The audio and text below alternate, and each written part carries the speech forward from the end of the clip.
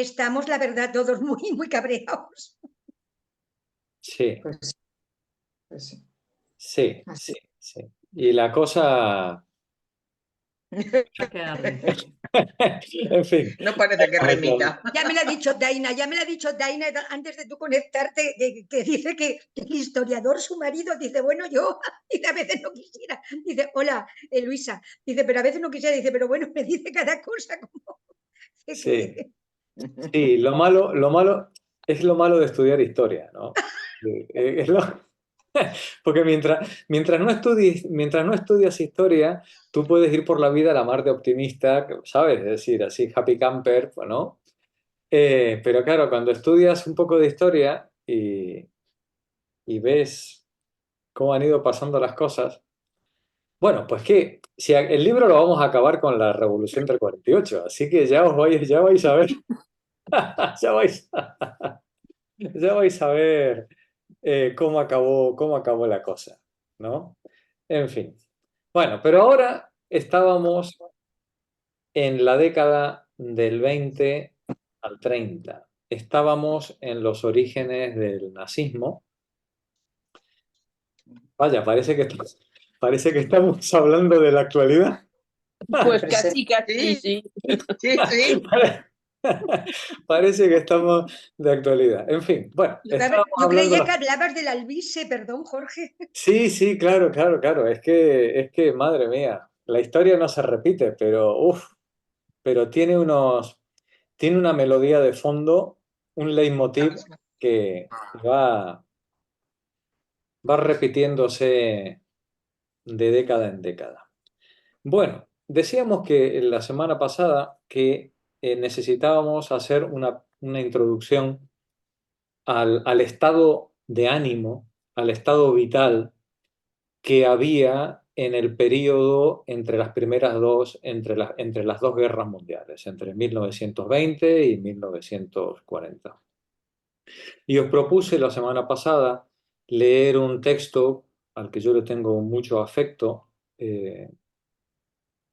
Lo encontré en mi biblioteca, era de mi padre, de mi madre. La edición es de 1944. Eh, Se ve que esas generaciones también tenían una preocupación muy parecida a la nuestra, ¿no? Este libro, El mundo de ayer, de Stefan Zweig, es un texto único en la historia de la literatura. Es un texto final, es el texto con el que Stefan Zweig se estaba despidiendo del mundo, ¿no? Y Zweig y su mujer se suicidarán en Brasil. eh, y de alguna manera este texto, bueno, pues nos pone ante el estado de ánimo de la época, ante el sentir de la época. El texto que yo elegí la semana pasada, y es el que os propongo que intentemos leer hoy, es un fragmento del capítulo final. Un fragmento en el que Stefan Zweig no solamente habla de con qué mundo él se encontró al inicio de la guerra, antes, en los años anteriores y en el inicio de la guerra mundial, sino que además nos resulta muy interesante porque da unas pinceladas sobre Freud interesantísimas, interesantísimas que nos van a servir de introducción a al pasaje que dedica Simone de Beauvoir a Freud en las siguientes páginas que ya leeremos la semana siguiente. Así que os invito a que recojamos este texto de Stefan Zweig, este fragmento final del mundo de ayer. Lo vuelvo a poner en pantalla. Es largo, pero se lee muy bien. Y yo creo que podemos intentar leerlo hoy de forma completa en las 2 horas de nuestra sesión. Así que vamos a por ello y retomamos la lectura desde el principio. Habíamos leído solamente media paginita la semana pasada. Retomamos la lectura y a ver cómo se nos da hoy la sesión. Comparto pantalla. Nani, adelante. ¿Comienzo? El mundo de ayer, fragmento final. La caída de Austria produjo en mi vida privada un cambio que en un principio consideré del todo insignificante y puramente formal. Perdí mi pasaporte austriaco y tuve que pedir a las autoridades británicas un documento sustitutivo, un pasaporte de apátrida. En mis sueños cosmopolitas me había imaginado a menudo, en mi fuero interno, cuán espléndido y conforme a mis sentimientos sería vivir sin Estado, no estar obligado a ningún país y, por lo tanto, pertenecer a todos sin distinción. Pero una vez más tuve que reconocer cuán imperfecta es la fantasía humana y hasta qué punto no comprendemos las sensaciones más importantes hasta que no las hemos vivido nosotros mismos. 10 años antes, en una ocasión en que encontré a Dmitri Merezhkovsky en París y le oí lamentarse de que sus libros estaban prohibidos en Rusia, yo, inexperto, intenté consolarlo maquinalmente diciéndole que aquello significaba muy poco teniendo en cuenta la difusión universal que habían tenido.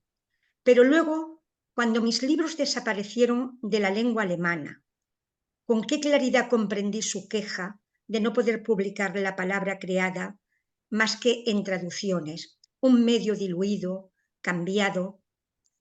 Asimismo, no fue hasta el instante en que fui admitido en un despacho oficial inglés, después de una larga espera, en una antesala sentado en el banco de los solicitantes, cuando comprendí qué significaba el cambio de mi pasaporte por un papel para extranjeros. Máxime cuando hasta entonces había tenido derecho a un pasaporte austriaco.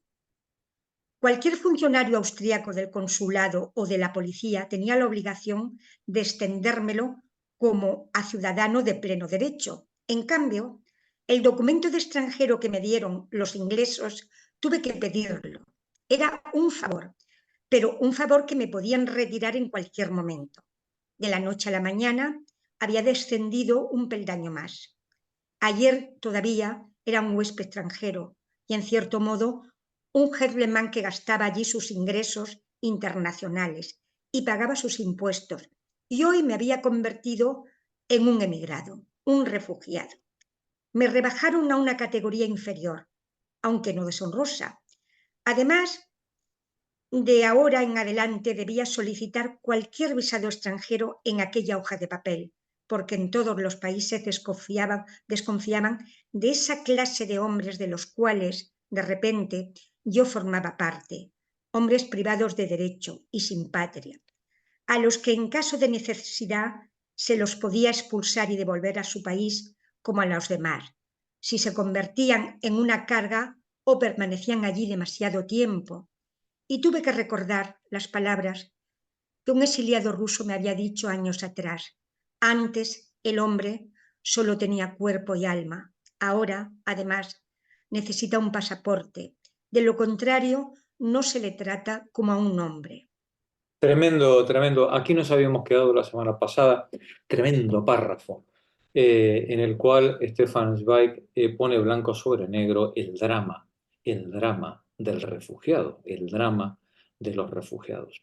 Y esa Europa en la que él había nacido, una Europa en la que en el siglo XIX las fronteras eran algo simbólico, la gente entraba y salía sin ningún problema.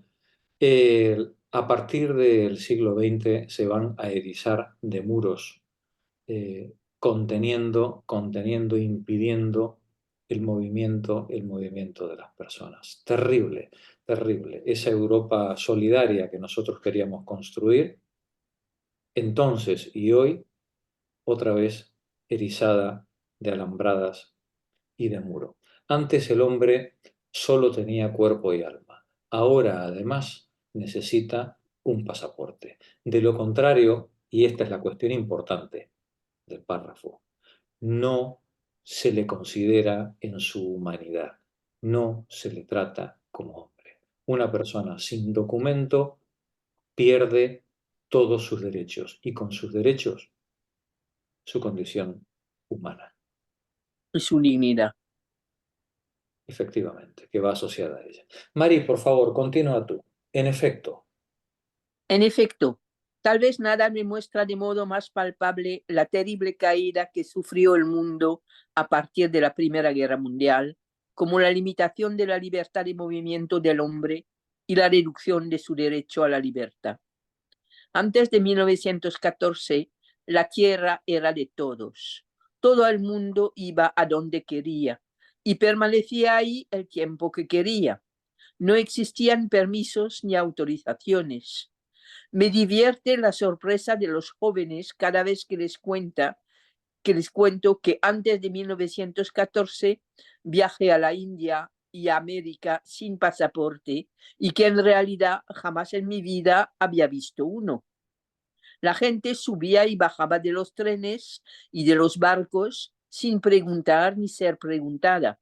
No tenía que rellenar ni uno del centenar de papeles que se exigen hoy en día. No existían salvoconductos, ni visados, ni ninguno de estos fastidios.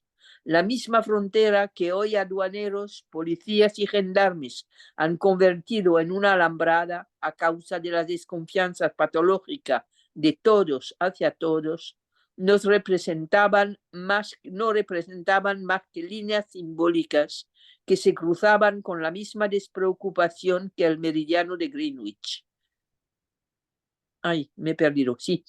Fue después de la guerra cuando el nacionalismo comenzó a trastornar el mundo y el primer fenómeno visible de esta epidemia fue la xenofobia, el odio y por lo menos el temor al extraño. En todas partes la gente se defendía de los extranjeros, en todas partes los excluía. Todas las humillaciones que se habían inventado antaño solo para los criminales, ahora se infligían a todos los viajeros antes y durante el viaje. Uno tenía que hacerse retratar de la derecha a la izquierda, de cara y de perfil, cortarse el pelo de modo que se le vieran las orejas, dejar las huellas dactilares, primero la del pulgar, luego la de todos los demás dedos. Además, era necesario presentar certificados de toda clase, de salud, vacunación y buena conducta, cartas de recomendación, invitaciones y direcciones de parientes, garantías morales y económicas, rellenar formularios y firmar 3 o 4 copias, y con que faltara uno solo de este montón de papeles, uno estaba perdido. Parecen bagatelas, y a primera vista puede parecer mezquino para mi parte que las mencione, pero con estas absurdas bagatelas, nuestra generación ha perdido un tiempo precioso e irrecuperable. Si calculo los formularios que rellenen aquellos años, las declaraciones de impuestos, los certificados de divisas, los permisos de paso de frontera, de residencia y salida del país, los formularios de entrada y salida, las horas que pasé haciendo cola en las antesalas de los consulados y las administraciones públicas, el número de funcionarios antes de lo que me senté, amables o huraños, aburridos o ajetreados, todos los registros e interrogatorios que tuve que soportar en las fronteras, me doy cuenta entonces de cuánta dignidad humana se ha perdido en este siglo, que los jóvenes habíamos soñado como un siglo de libertad con la futura era del cosmopolitismo. Cuánta parte de nuestra producción, de nuestra creación y de nuestro pensamiento se ha perdido por culpa de esas monsergas improductivas que a la vez envilecen el alma. Durante aquellos años todos estudiamos más normativa oficial que libros. Los primeros pasos que dábamos en una ciudad extranjera, un país extranjero, ya no se dirigían a los museos y monumentos, sino al consulado o a la jefatura de policía en busca de un permiso.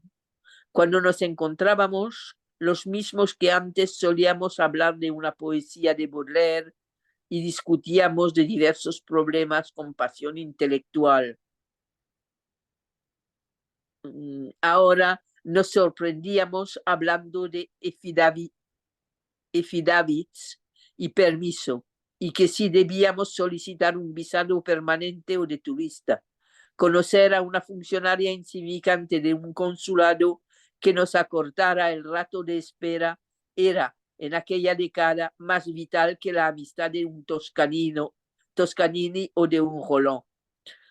Constantemente se nos hacía notar que nosotros, que habíamos nacido con un alma libre, éramos objetos y no sujetos, que no teníamos derecho a nada y todo se nos concedía por gracia administrativa. Constantemente éramos interrogados, registrados, numerados, fichados y marcados. Yo todavía hoy, como hombre incorregible que soy, de una época más libre y ciudadano de una república mundial ideal, considero un estigma los sellos de mi pasaporte y una humillación las preguntas y los registros. Son bagatelas, solo bagatelas, lo sé, bagatelas en una época en la que el valor de una vida humana ha caído con mayor rapidez aún que cualquier moneda. Pero solo si se deja constancia de estos pequeños síntomas, una época posterior podrá determinar el diagnóstico clínico correcto de las circunstancias que desembocaron en el trastorno espiritual que sufrió nuestro mundo entre las dos guerras mundiales. Gracias, María. Como veis, el texto no tiene desperdicio, ¿no? Y es de una actualidad ofensiva. Claro, en este mundo vivimos nosotros. Este es nuestro mundo. Lo que pasa es que lo hemos normalizado, hemos nacido en él. Y todo esto nos parece, pues claro, pues tienes que ir al consulado y tienes que pedir el visado y tienes que llevar el certificado de vacunación y te tienen que poner un sello. Como a una res en un matadero se te pone el sello. Le falta graparte la oreja con la chapita, ¿no? Para que puedas, y al tiempo, y tampoco, y tampoco os creáis que os vais a librar, al tiempo también, que nos pondrán la chapita en la oreja. Claro, ver de una mano privilegiada como la de Svay, todo junto, abruma y nos pone sobre la pista de la tremenda degradación, de cuánta dignidad humana hemos perdido. Y viendo las elecciones del domingo pasado, como quien dice, esto es el comienzo de todo lo que queda por venir, ¿no? María José, por favor, continúa tú. Quizás estaba yo demasiado mal acostumbrado de antes. Quizás estaba yo demasiado mal acostumbrado de antes. Quizá mi sensibilidad se había vuelto cada vez más irritable por los cambios bruscos de los últimos años. La inmigración, sea del tipo que sea, provoca por sí misma inevitablemente un desequilibrio. La persona pierde estabilidad y eso también hace falta haberlo vivido para comprenderlo. Si no siente su propio suelo bajo los pies, se vuelve más insegura y más desconfiada consigo misma. Y no dudo en reconocer que desde el día en que tuve que vivir con documentos o pasaportes extraños, no volví a sentirme del todo yo mismo. Una parte de la identidad natural de mi yo original y auténtico quedó destruida para siempre. Me volví más reservado de lo que era por naturaleza y yo, antes tan cosmopolita, ahora no logro librarme de la sensación de tener que dar gracias especiales por cada hálito que robo a un pueblo que no es el mío. Cuando lo pienso con claridad, me doy cuenta, desde luego, que son manías absurdas, pero ¿cuándo la razón ha podido con los sentimientos? De nada me ha servido educar al corazón durante medio siglo para que latiera como el de un citoyen du monde. No. El día en que perdí el pasaporte descubrí, a los 58 años, que con la patria uno pierde algo más que un pedazo de tierra limitado por unas fronteras. Pero yo no era el único que tenía esta sensación de inseguridad. Poco a poco la inquietud fue extendiéndose por toda Europa. El horizonte político se oscureció desde el día en que Hitler atacó a Austria. Y los mismos que en Inglaterra en secreto le habían allanado el camino con la esperanza de comprar así la paz para su país, entonces empezaron a reflexionar. Desde 1938 no hubo en Londres, París, Roma o Bruselas, así como en ninguno de los pueblos y ciudades, ninguna conversación que, por alejado que fuera su tema al inicio, no desembocara en la inevitable pregunta de si todavía se podía evitar la guerra o por lo menos diferirla y cómo. Cuando pienso en todos esos meses de miedo continuo y creciente ante la posibilidad de una guerra en Europa, solo recuerdo 2 o 3 días de plena confianza, 2 o 3 días en los que aún teníamos la sensación, por última vez, de que las nubes pasarían de largo y podríamos volver a respirar libremente y en paz como antes. El perverso destino, sin embargo, quiso que aquellos 2 o 3 días fueran precisamente los que quedarán registrados como los más funestos de la historia contemporánea, los días de la entrevista de Chamberlain con Hitler en Múnich, 29 de septiembre del 38. Sé que hoy se recuerda con disgusto aquel encuentro en que Chamberlain y Daladier, colocados impotentes contra la pared, capitularon ante Hitler y Mussolini. Pero puesto que quiero servir a la verdad basándome en documentos, debo confesar que todo aquel que vivió aquellos días en Inglaterra entonces los consideró admirables. La situación era desesperada en los últimos días de septiembre de 1938. Chamberlain regresaba en avión de su segunda entrevista con Hitler y al cabo de unos días se supo lo que había ocurrido. Chamberlain había ido a Goldenberg para conceder a Hitler todo lo que éste le había pedido anteriormente en Berchtesgaden.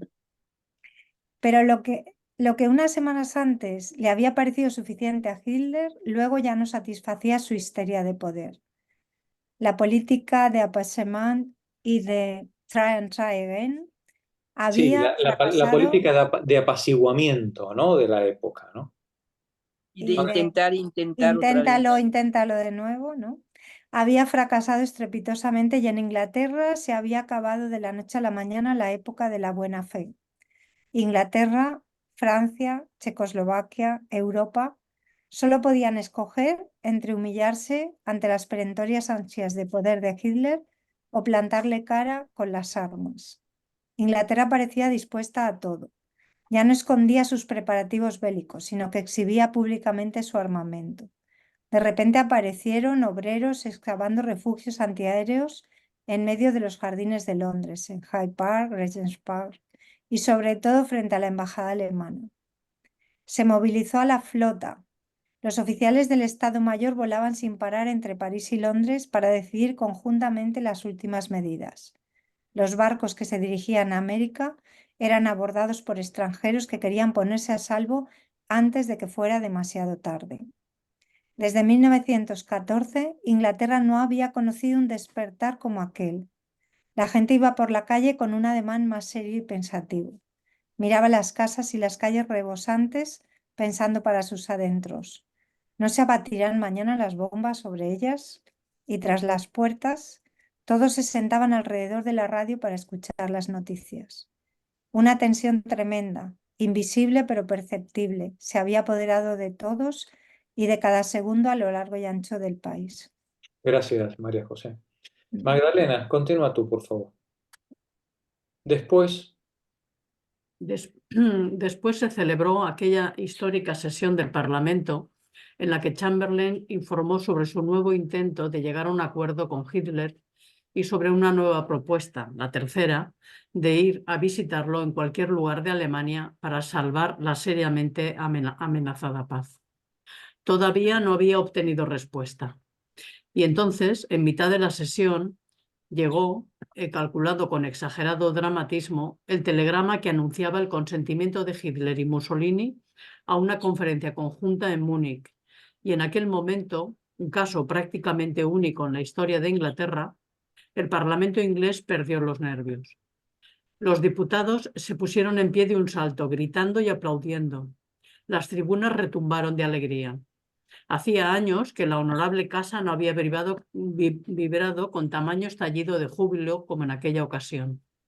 Desde el punto de vista humano, era un espectáculo maravilloso ver cómo el sincero entusiasmo por la posibilidad de salvar todavía la paz superaba el porte y la moderación tan virtuosamente practicado por los ingleses. Desde el punto de vista político, empero, aquel arrebato representó un terrible error, pues con aquella alegría desbordada, el Parlamento y el país habían revelado hasta qué punto aborrecían la guerra y estaban dispuestos a cualquier sacrificio, a renunciar a sus intereses y hasta su prestigio por amor a la paz. Sin embargo, de aquel día en adelante, Chamberlain quedó señalado como el hombre que iba a Múnich no a luchar por la paz, sino a implorarla. Pero entonces nadie sospechaba todavía la clase de capitulación que les aguardaba. Todo el mundo creía, yo también, no lo niego, que Chamberlain iba a Múnich a negociar, no a capitular. Luego siguieron 2 o 3 días de impaciente espera, días en que el mundo entero, como quien dice, contuvo la respiración. Se excavaba en los parques, se trabajaba en las fábricas de armamento, se instalaban baterías antiaéreas, se repartían caretas antigás, se sopesaba la conveniencia de evacuar a los niños de Londres y se tomaban misteriosas medidas que nadie comprendía, pero que todo el mundo sabía a qué estaban destinadas. La gente volvió a pasar mañanas, tardes y noches esperando el periódico, escuchando la radio. Se repitieron aquellos momentos de julio de 1914 con una espera terrible y crispada del sí o el no. Y de repente, como llevados por una fuerte ráfaga de viento, los sofocantes nubarrones se despejaron, los corazones se ensancharon y las almas se sintieron libres. Se había dado la noticia de que Hitler, Chamberlain, Daladier y Mussolini habían llegado a un acuerdo total y, más aún, que Chamberlain había conseguido cerrar un pacto con Alemania que garantizaba el arreglo pacífico de todos los posibles conflictos entre ambos países para siempre. Aquí tenéis una foto histórica de la época. Daladier, Chamberlain y Hitler. Y esta otra, la conferencia de Múnich, de izquierda a derecha, Chamberlain, Daladier, Hitler, Mussolini y Ciano fotografiados antes de firmar el acuerdo de Múnich que entregó los Sudetes a Alemania.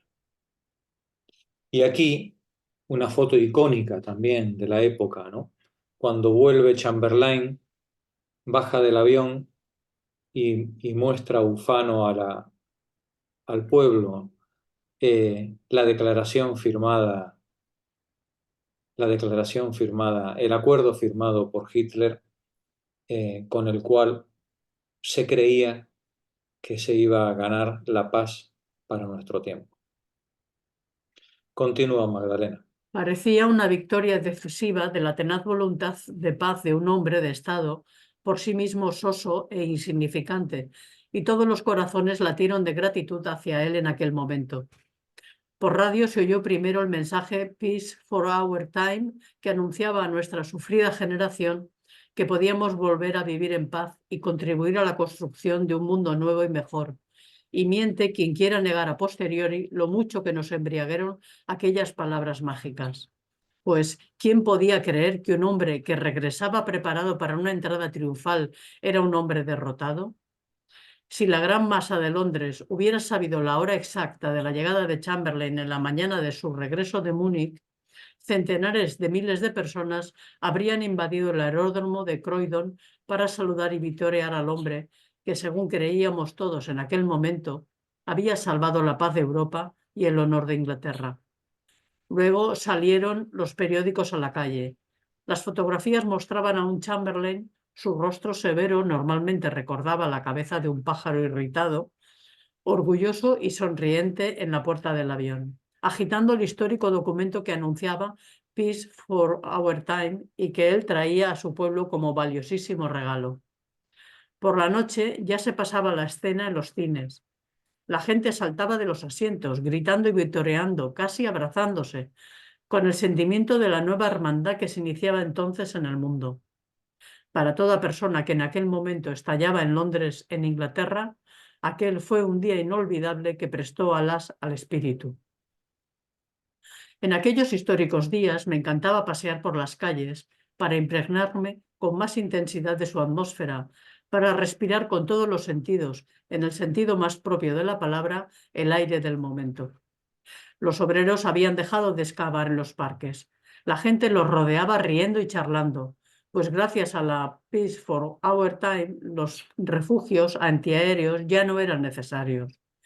Oí a dos chavales mofarse en un picnic excelente de aquellos refugios, diciendo que ojalá los convirtieran en meaderos públicos subterráneos, porque en Londres no había suficientes.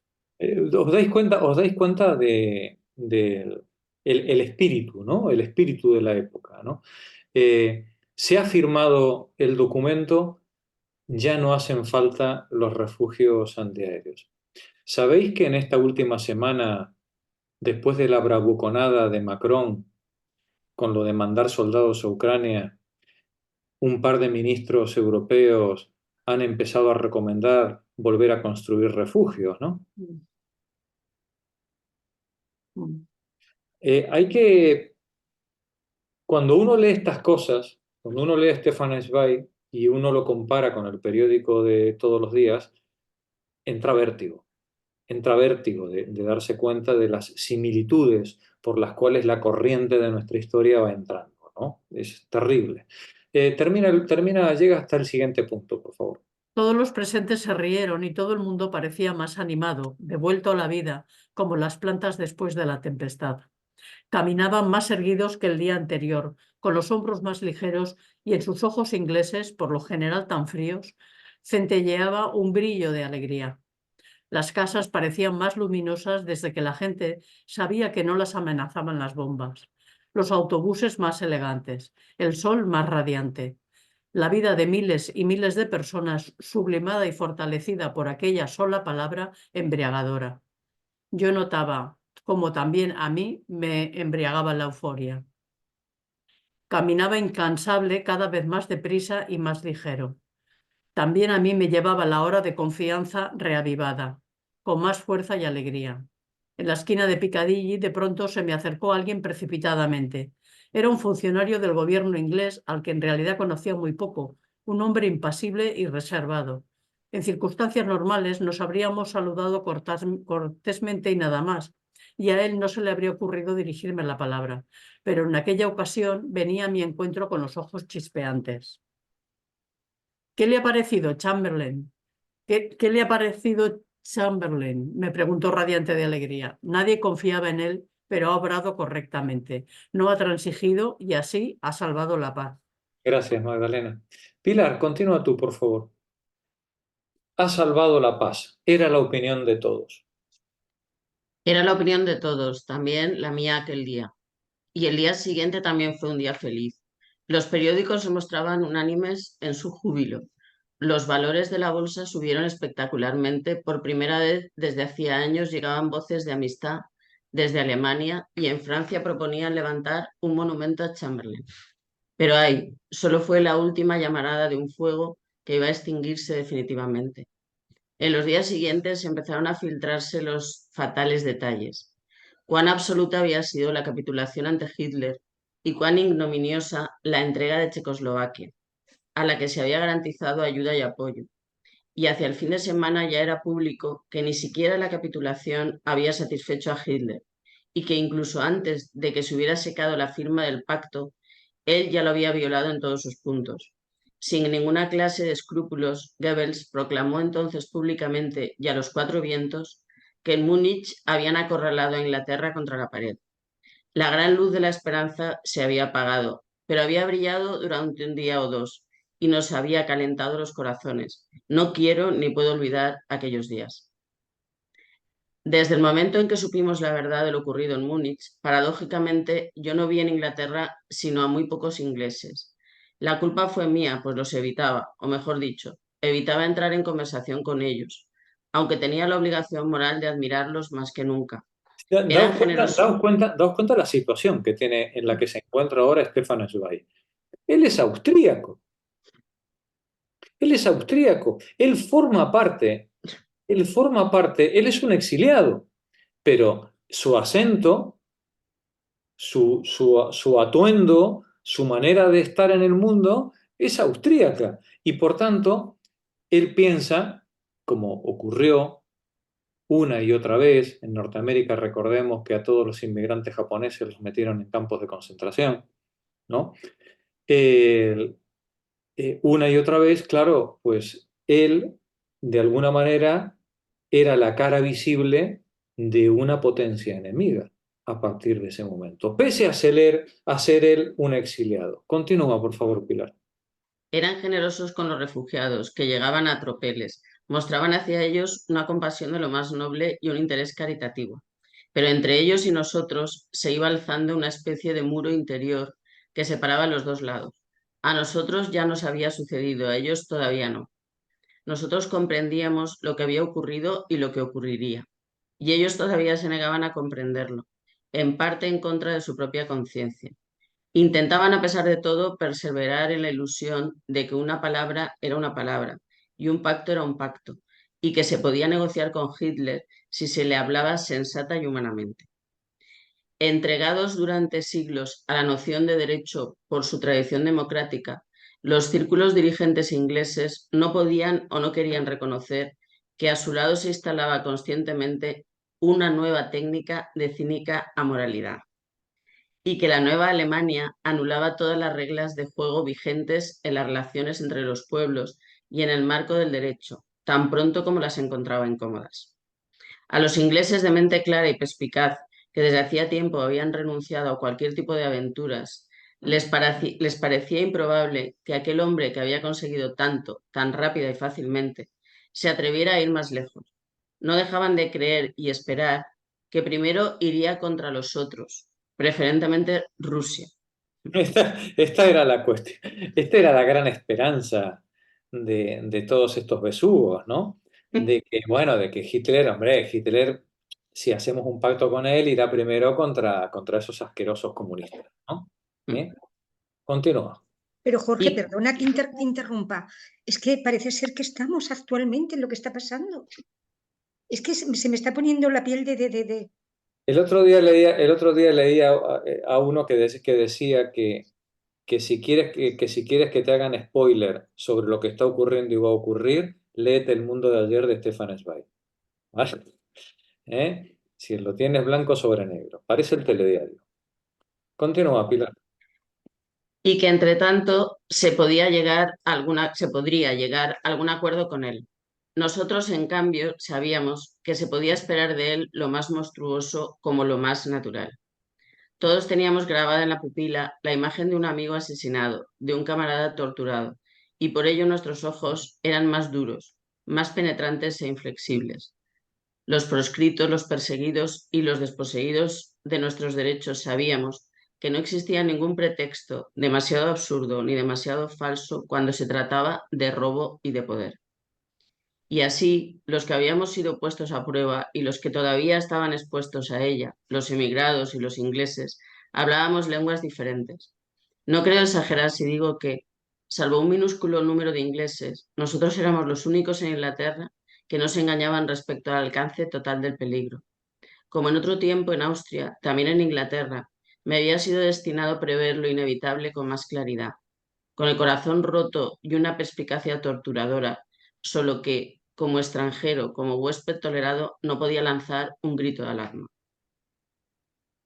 De modo, pues, que los marcados con el estigma del destino solo nos teníamos a nosotros mismos cuando el sabor amargo de los acontecimientos nos roía los labios. Y cómo nos torturaba el alma la ansiedad por el país que nos había acogido fraternalmente.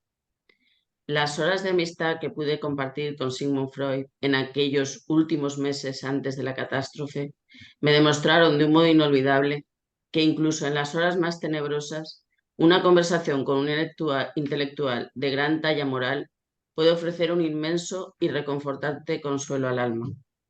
Durante meses me había atormentado la idea de que aquel hombre enfermo de 83 años habría podido permanecer en la Viena de Hitler, si no fuese porque la extraordinaria princesa María Bonaparte, su discípula más fiel, que vivía en la Viena esclavizada, logró salvarlo y traerlo a Londres.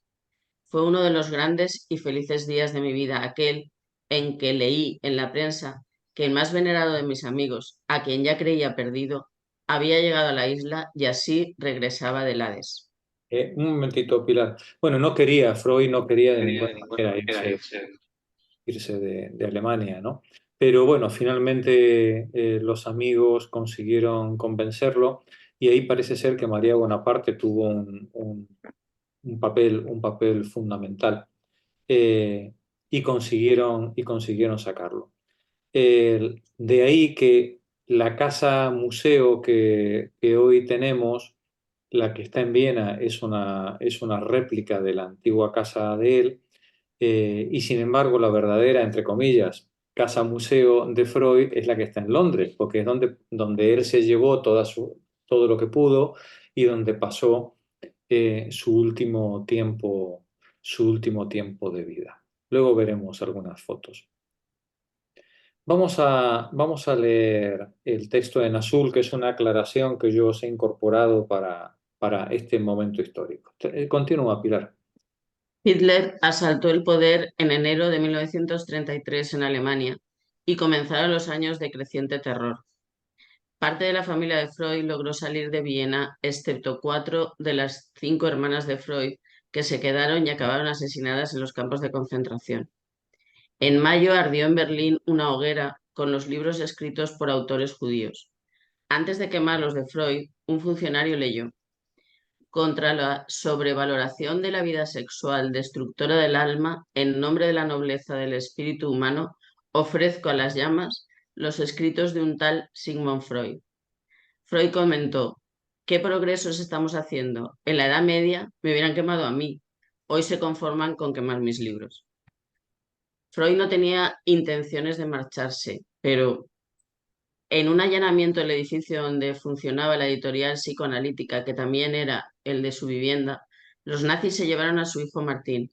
Lo interrogaron todo un largo día y lo liberaron.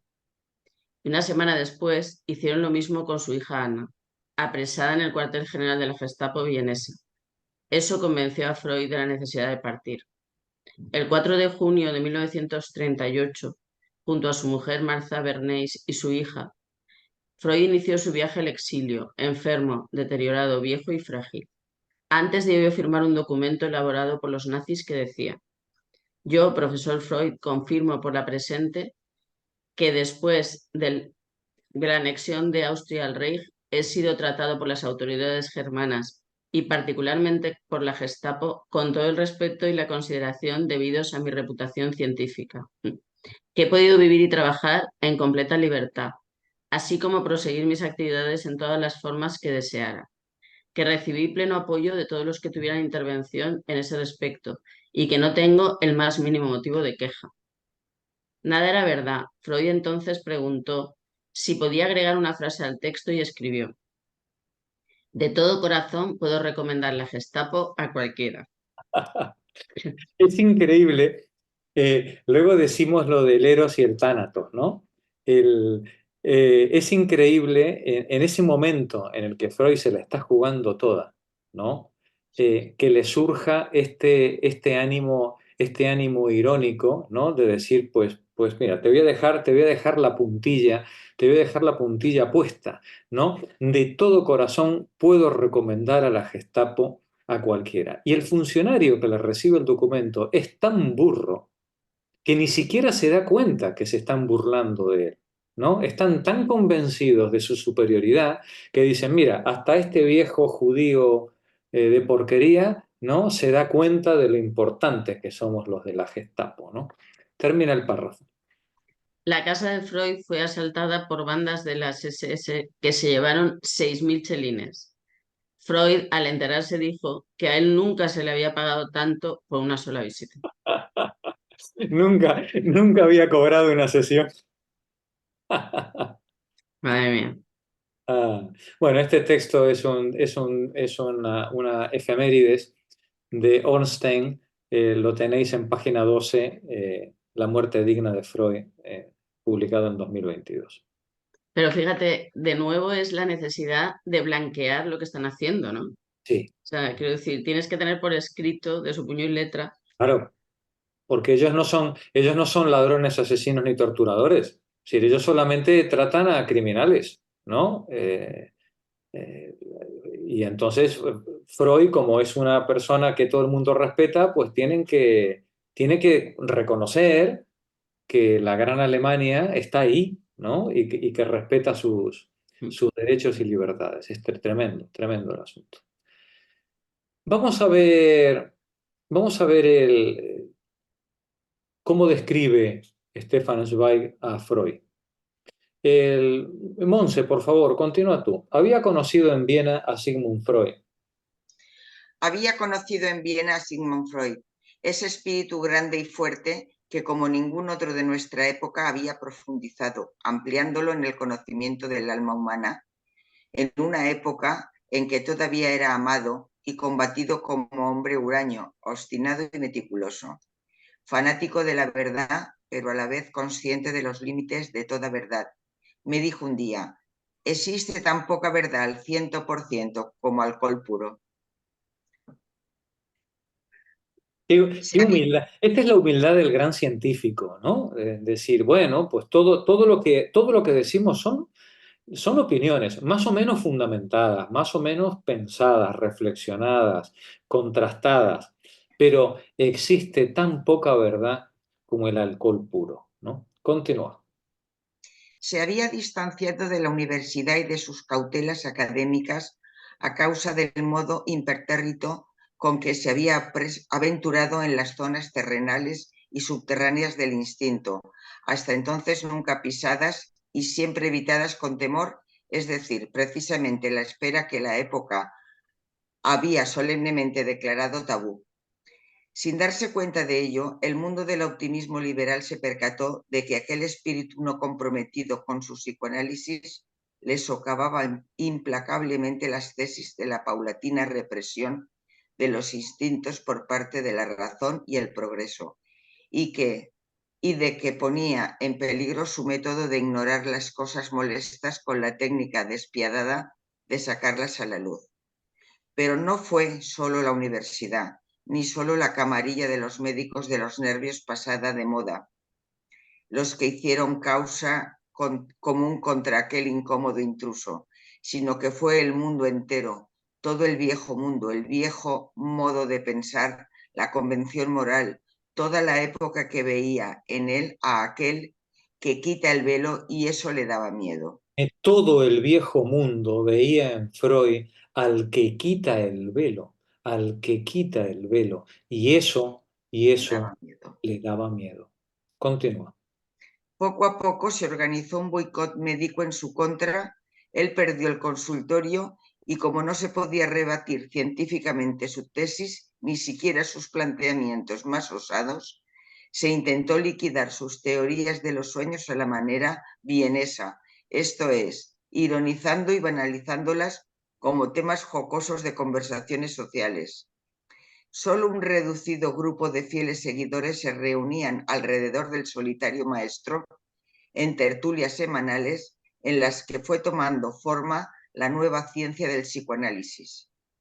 Mucho antes de que yo mismo me diera cuenta de las dimensiones reales de la revolución espiritual que se estaba preparando a partir de los primeros trabajos fundamentales de Freud, me había ganado ya para su causa la actitud firme y moralmente inquebrantable de ese hombre extraordinario. Detente un momentito, Monse.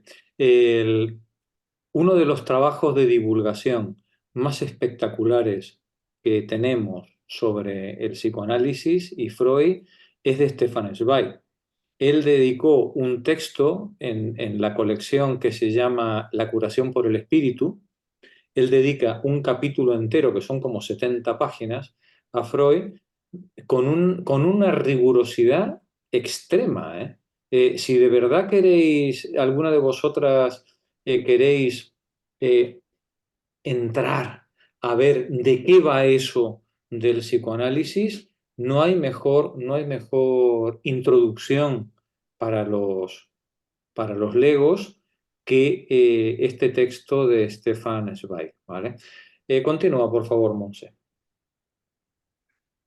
He aquí, por fin, a un hombre de ciencia, un hombre que un joven hubiera soñado tener como modelo, prudente en sus afirmaciones mientras no tuviera la prueba definitiva y la seguridad absoluta de las mismas, pero impertérrito ante la oposición del mundo entero tan pronto como una hipótesis se convertía en certeza válida. Un hombre modesto, como no había otro en cuanto a su persona, pero dispuesto a luchar por cada dogma de su doctrina y fiel hasta la muerte a la verdad inmanente que defendía a partir de sus conocimientos. Era imposible imaginarse a un hombre más intrépido. Freud tenía la audacia de decir siempre lo que pensaba, aun sabiendo que con sus palabras claras e inexorables inquietaba y perturbaba. Nunca trataba de hacer más fácil su difícil posición a la fuerza de concesiones, por pequeñas o puramente formales que fuesen. Estoy convencido de que Freud habría podido exponer una quinta parte de sus teorías sin tropezar con la oposición académica si hubiera estado dispuesto a adornarlas y, por ejemplo, decir erotismo en vez de sexualidad, eros en vez de libido, y no llegar siempre implacablemente a las últimas consecuencias en vez de limitarse a insinuarlas. Pero era intransigente cuando se trataba de la doctrina y de la verdad. Cuanto más fuerte era el antagonismo, más fuerte se volvía su determinación.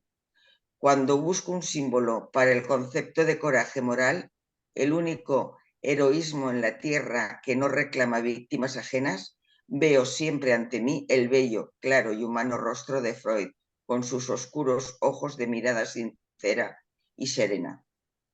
El hombre que ahora buscaba refugio en Londres, huyendo de su patria, a la que había dado fama por todo el mundo y a través de los tiempos, era un hombre viejo, desde hacía años, y además estaba gravemente enfermo. Pero no era un hombre cansado ni abatido. En mi fuero interno tenía un poco de miedo de encontrarlo amargado o trastornado después de los dolorosos momentos que debía de haber pasado en Viena. Todo lo contrario, lo vi más libre y feliz que nunca. Me llevó al jardín de su casa de suburbio londinense. ¿Ha vivido alguna vez en un lugar tan bonito como este?, me preguntó, con una clara sonrisa dibujándose en la boca antes tan severa. Me mostró las tan queridas estatuillas egipciacas que María Bonaparte había salvado para él. ¿Acaso no estoy de nuevo en casa? Detente un momentito.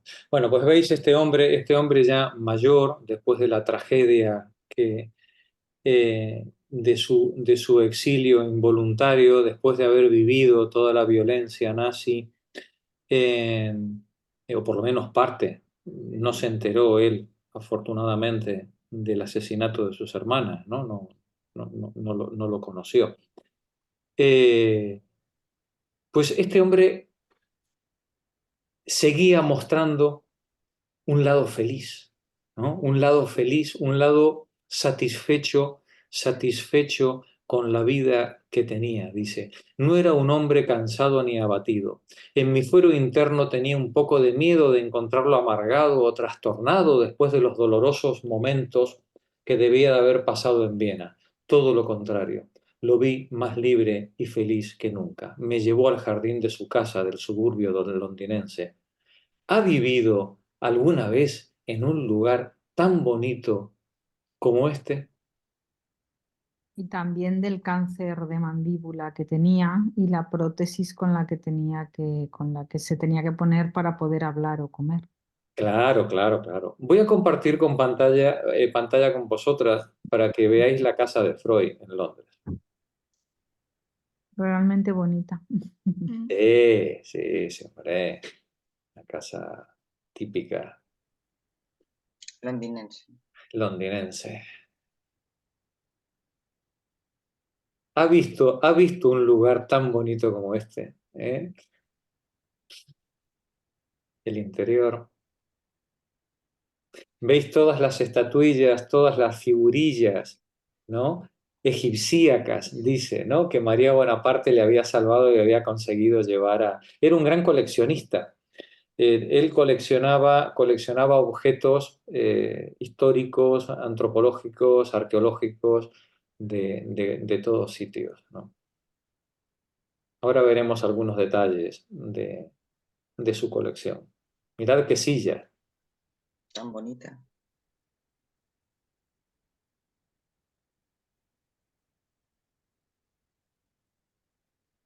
Lo que estáis viendo ahí son piedras egipcias. ¿Veis la foto de Lu Andrea Salomé? Esta de aquí. No, Sí. esa de ahí. Aquí, ahí. Ah, Efectivamente. Qué interesante. Muy bien, Pepa, qué observación. Sí.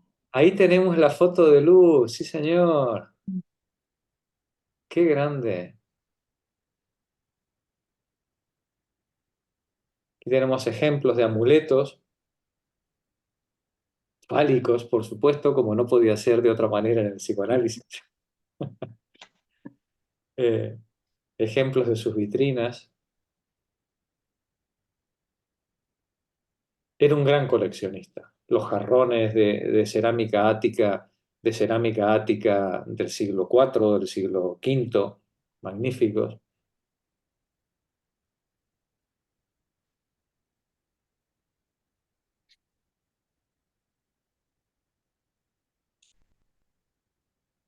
Te aparece una réplica de la máscara de Tutankamón, ¿no?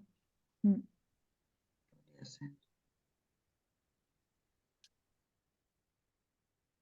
Y os quiero mostrar el detalle de su colección, de parte de su colección de objetos.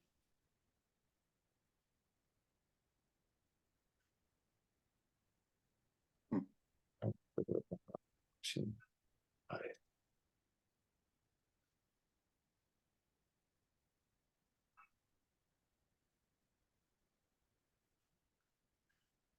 Amuletos, en este caso de puño cerrado, otro amuleto con falo. ¿Veis los genitales, no? En la Sí. parte de atrás. Una cerámica de figuras negras. Llevaría un contenedor. Llevaría, sí, Porque un barco, porque además todo esto sí, tendría sí, que ir muy bien embalado, sí, evidentemente. sí. Claro.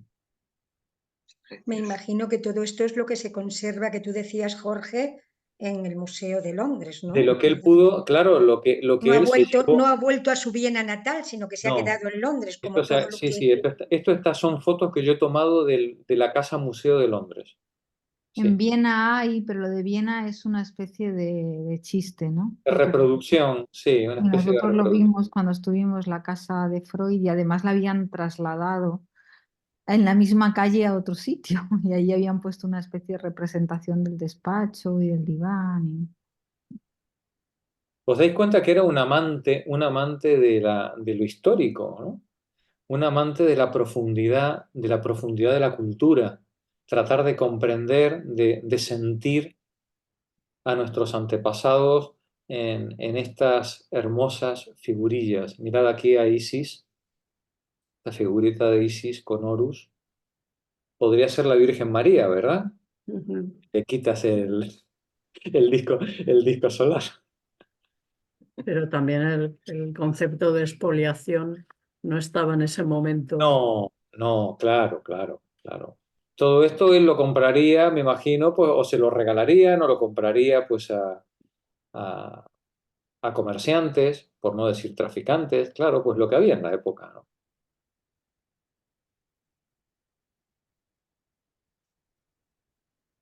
Es para abajo.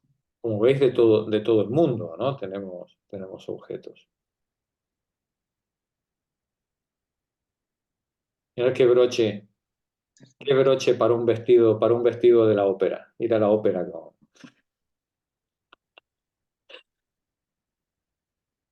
Eh, este es un vendaje de una momia.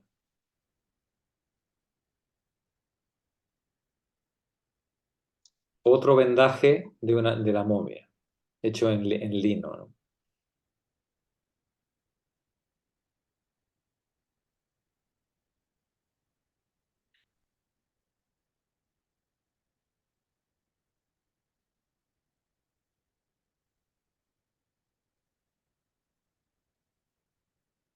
A mí lo que más me fascina es esta cerámica de figuras, de figuras rojas, vamos, es algo... Esto solo lo ves en los museos más selectos del mundo, ¿no? Y además está perfectamente conservada.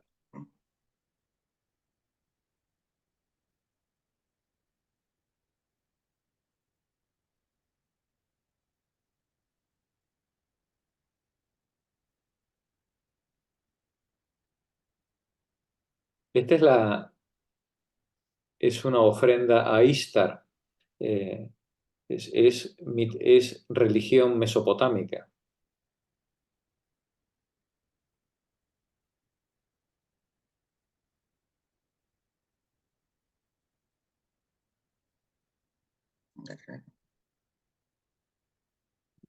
Menuda colección, ¿eh? Preciosa. El dios Tot, Vishnu,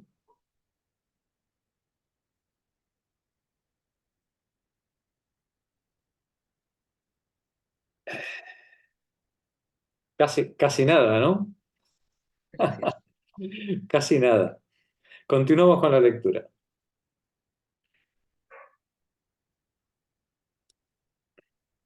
¿Ha vivido alguna vez en un lugar tan bonito como este? Me preguntó con una clara sonrisa dibujándose en su boca antes tan severa. Me mostró las tan queridas estatuillas egipciacas que María Bonaparte había salvado para él. ¿Acaso no estoy de nuevo en casa? Continuó Pepa Martínez. Y en el escritorio, Y en el escritorio tenía desplegados los grandes folios de su nuevo manuscrito. A sus 83 años escribía día tras día con la misma clara letra redonda y el mismo espíritu lúcido e incansable de sus mejores días. Su firme voluntad lo había superado todo, la enfermedad, la edad y el exilio, y por primera vez daba curso libre a la bondad que había estado estancada en su interior durante los largos años de lucha. La vejez solo lo había vuelto más moderado y las pruebas superadas más indulgente. A ratos descubría en él gestos afectuosos que no le conocían de antes. Tan reservado como era, le ponía la mano en la espalda a uno y tras las relucientes gafas sus ojos miraban con más calidez. Durante todos aquellos años, conversar con Freud fue para mí uno de los mayores placeres intelectuales. Aprendía de él y a la vez lo admiraba. Se sentía uno comprendido con cada palabra que pronunciaba aquel hombre magnífico y sin prejuicios, al que ninguna confesión asustaba, ninguna afirmación irritaba, y para el que la voluntad de educar a los demás y ver y sentir con claridad se había convertido en una voluntad instintiva de vivir. Pero nunca experimenté con tanta gratitud el valor insustituible de aquellas largas conversaciones como durante aquel año sombrío, el último de su vida.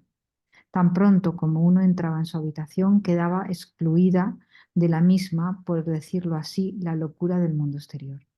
Lo más cruel se volvía humildemente, lo más cruel se volvía lo más, abstracto. lo más cruel se volvía abstracto, lo más confuso se aclaraba. La actualidad se subordinaba humildemente a las grandes fases cíclicas. Por primera vez veía al verdadero sabio que, elevado por encima de sí mismo, ya no sentía el dolor y la muerte como una experiencia personal, sino como objetos suprapersonales de observación y reflexión. Su muerte no era una proeza moral inferior a su vida.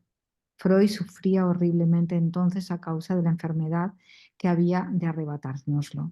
Se veía que le cansaban visiblemente el tener que hablar con el paladar artificial, y uno se sentía realmente avergonzado ante cada palabra que el anciano le concedía, porque articularla le costaba un gran esfuerzo. Él había sufrido de cáncer de mandíbula, de boca, y había sufrido numerosas intervenciones, estaba a lo mejor 30 intervenciones quirúrgicas, ¿no?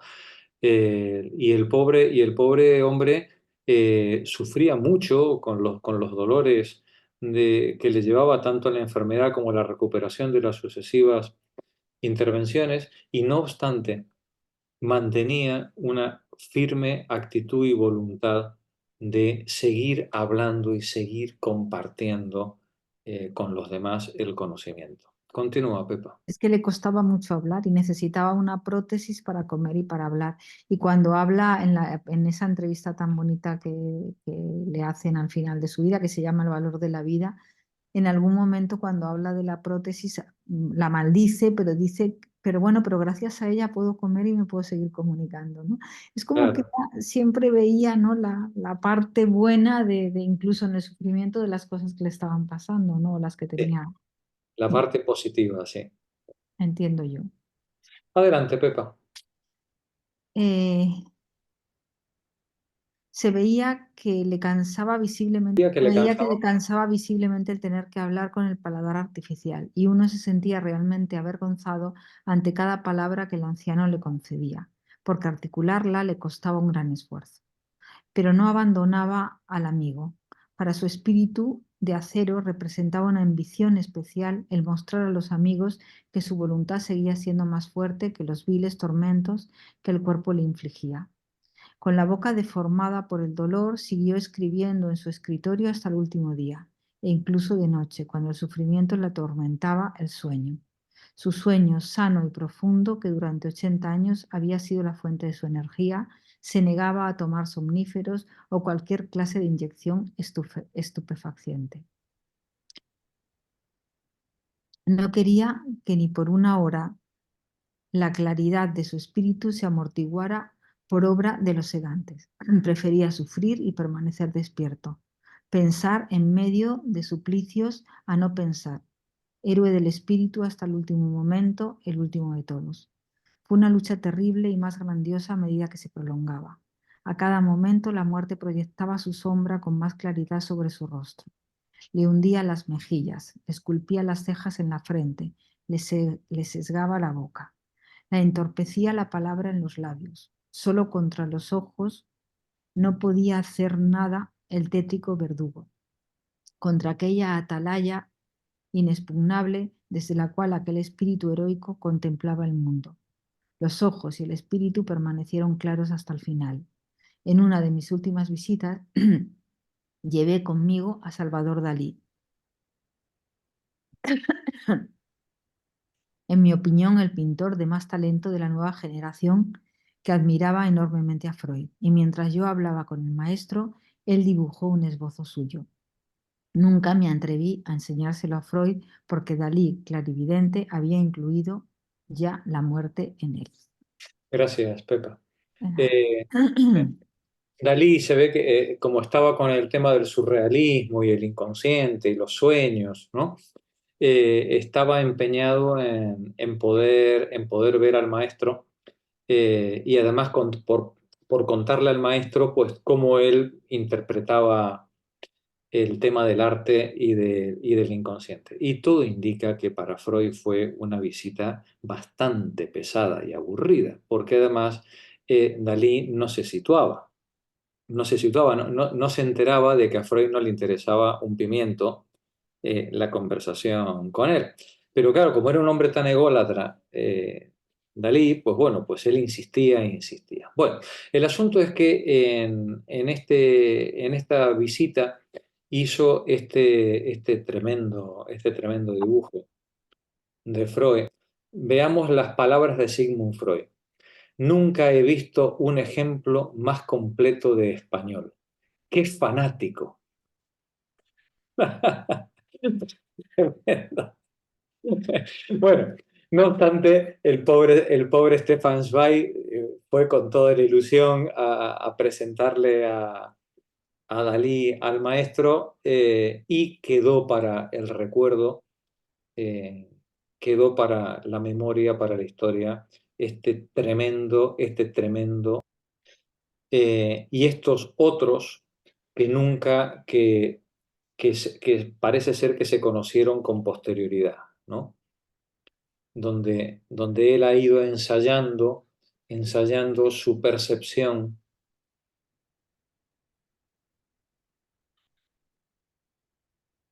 Mira, mira qué curioso, ¿no? La proporción áurea que también le obsesionaba mucho a Dalí. Le obsesionaba muchísimo. Y Mirad mira ahí, a ver si se alcanza a leer el texto. Morfología del cráneo de Sigmund Freud. ¿Cómo dice Marie? ¿Lo puedes leer tú, por favor? Morphologie du crâne de Sigmund Freud, d'après le principe de la volute et de l'escargot. Dessin d'après nature, 2 ans avant sa mort. Entonces, morfología del cráneo de Sigmund Freud, a partir del principio de la volute, no sé cómo se dice en español, y del caracol. Dibujo, según la naturaleza, 2 años antes de su muerte.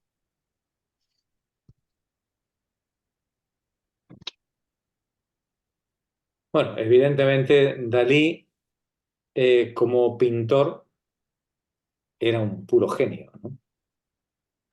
Era un puro genio. Seguramente en la parte filosófica patinaba bastante y es lo que le rechinaba al pobre Freud, pero en la parte artística sin duda era un personaje muy Extraordinario. sí. Luisa, por favor, continúa tú. Cada vez se hacía más cruel la lucha de la voluntad más fuerte, del espíritu más agudo de nuestro tiempo contra el ocaso. Solo cuando él mismo, para quien la claridad había sido la virtud suprema del pensamiento, vio claro que no volvería a escribir ni a trabajar, como un héroe romano dio permiso al médico para que le pusiera fin al dolor. Era el final grandioso para una vida grandiosa, una muerte memorable incluso en medio de las hecatombes de aquella época asesina. Y cuando sus amigos sepultamos su ataúd en tierra inglesa, sabíamos que entregábamos lo mejor de nuestra patria. En aquellas horas, con Freud, a menudo hablaba del mundo de y de la guerra.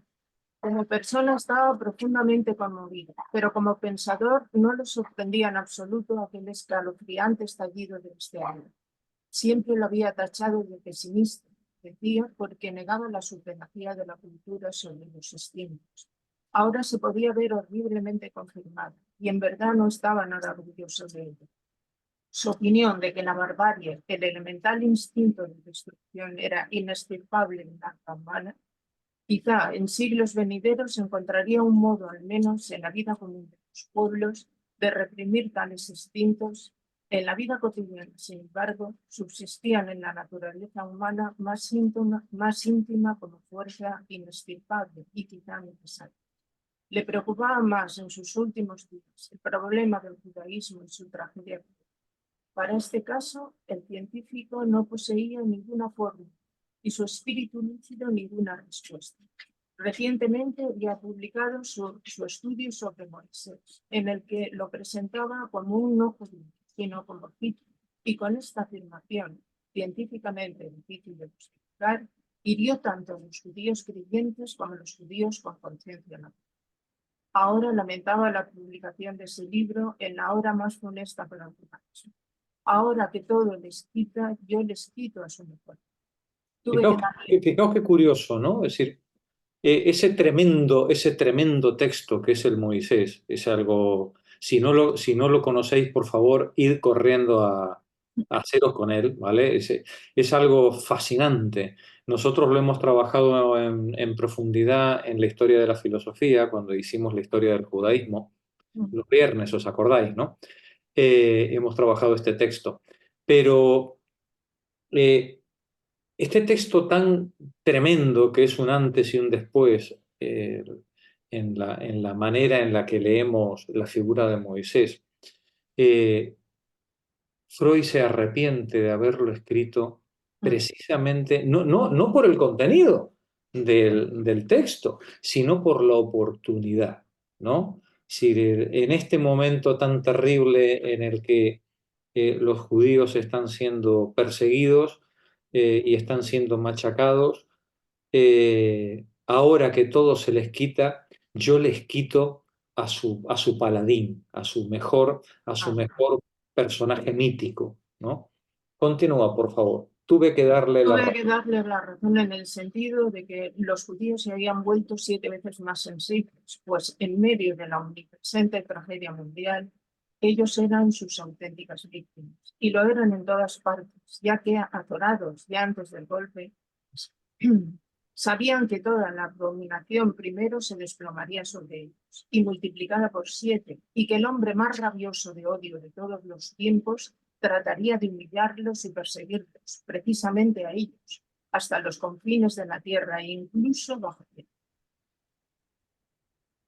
Semana tras semana, mes tras mes, llegaban cada vez más refugiados que parecían cada vez más pobres y más angustiados de lo que les habían perdido.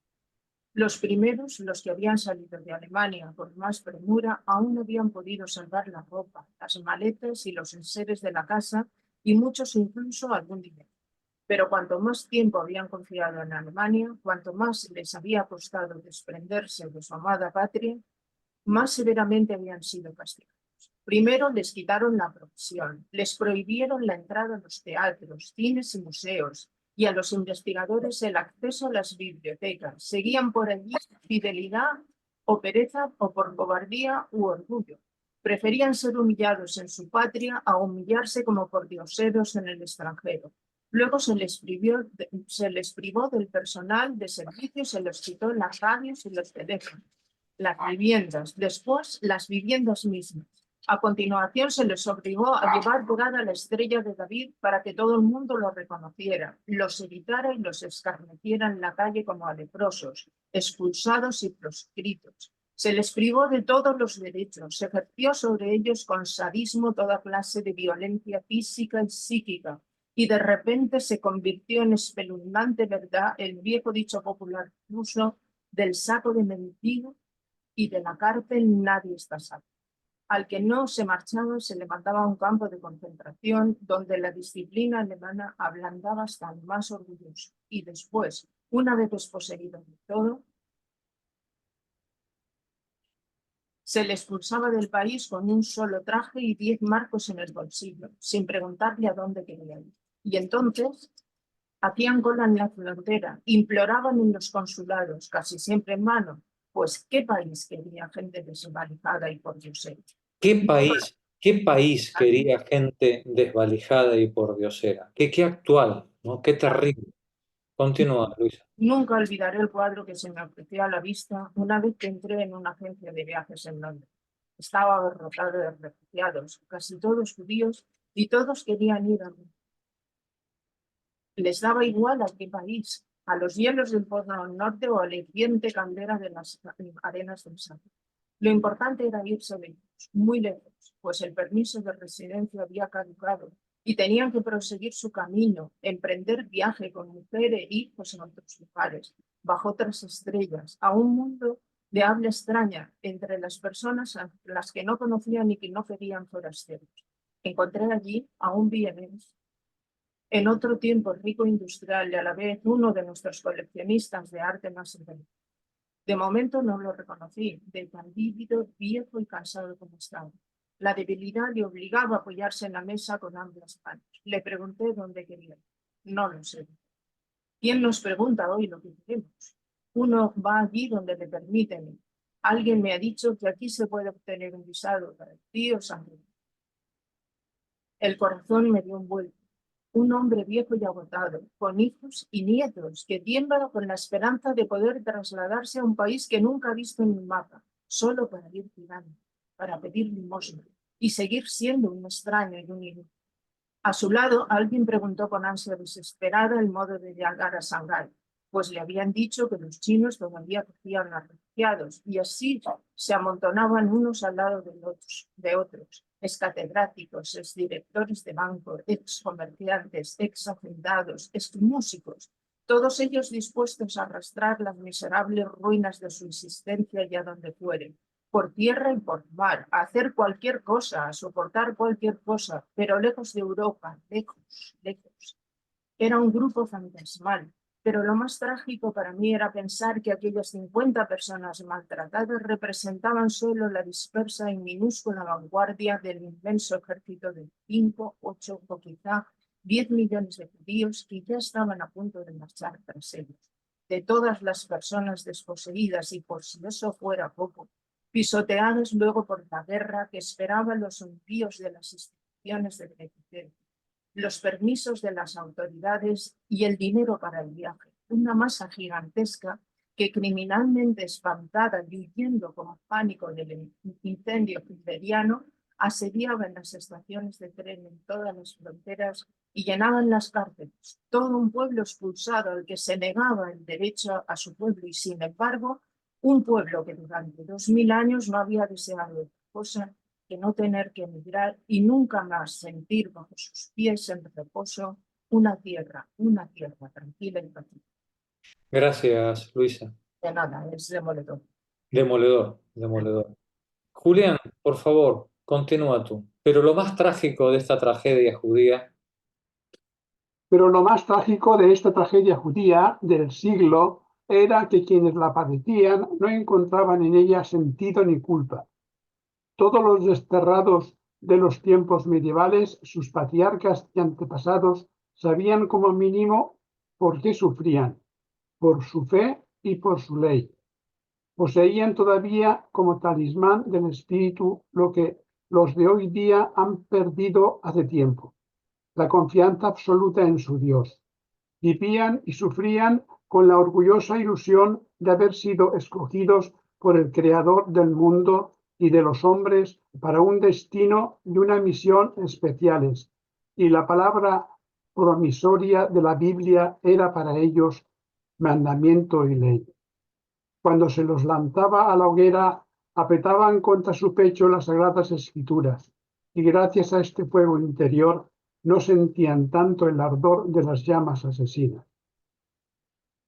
Cuando se les perseguía por todos los países, siempre les quedaba una última patria, la de Dios, de la que no les podía expulsar ningún poder terrenal, ningún emperador, rey o inquisidor.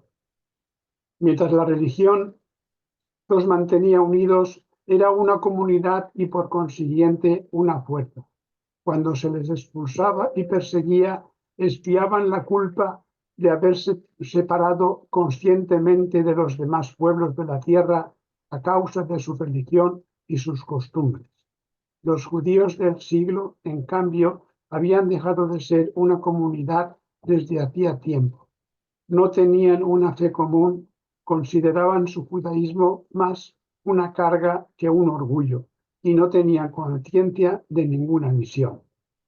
Vivían alejados de los mandamientos de sus libros antaños sagrados y ya no querían hablar su antigua lengua común. Con todo su afán, cada vez más impaciente, aspiraban a incorporarse e integrarse en los pueblos que los rodeaban, disolverse en la colectividad solo para tener paz y no tener que sufrir persecuciones, descansar en su eterna huida. Y así, los unos ya no comprendían a los otros, refundidos con los demás pueblos. Desde hacía tiempo eran más franceses, alemanes, ingleses o rusos que judíos. Un momentito. Esto que estáis viendo, esto que estamos leyendo, es un resumen magistral del primer libro de los totalitarismos de Hannah Arendt. Si la vida lo permite y tenéis voluntad y votáis y votáis lo que debéis votar, yo ya estoy como Feijóo, ¿no? El siguiente libro que podemos trabajar los miércoles puede ser Los orígenes del totalitarismo de Hannah Arendt, ¿no? Sí. Puede ser uno de ellos. Ya sabéis que tengo el corazón dividido entre Simone Weil y Hannah Arendt, y esto solo la democracia lo puede resolver, ¿vale? Pero eso será cuando acabemos esta lectura para preparar el siguiente a vuelta de vacaciones. Pero Perdón, bueno, esto que estamos viendo es un resumen, ¿no? de ese estado. Didi. Perdón, una buena manera sería una encuesta, a ver qué opinamos. No. A ver que te dé una poca luz. Pero una encuesta, razonable. Pero te recuerdo que una encuesta no tiene valor vinculante. Ya, claro, por supuesto. Una votación. como dicen los... Yo volveré a votar por Simone Weil, volveré Ahí, a ahí, votar. muy bien. Muy Pero, bien. Jorge, pero a ti sí que te hará reflexionar más de lo que reflexionas. Le daremos una vuelta al asunto. Pero bueno, os lo decía porque esto es una magnífica introducción a ese primer libro del problema, el problema judío, ¿no? Al que se dedica. Muy bien, continúa, Julián.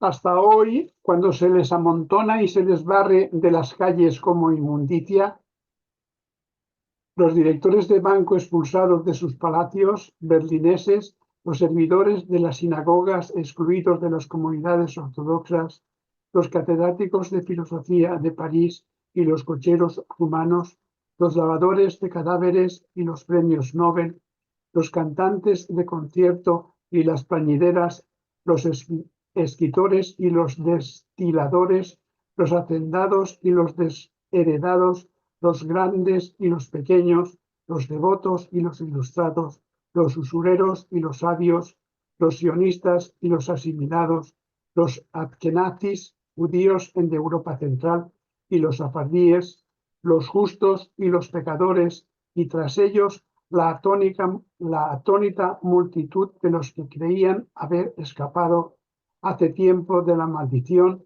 los bautizados y los mezclados.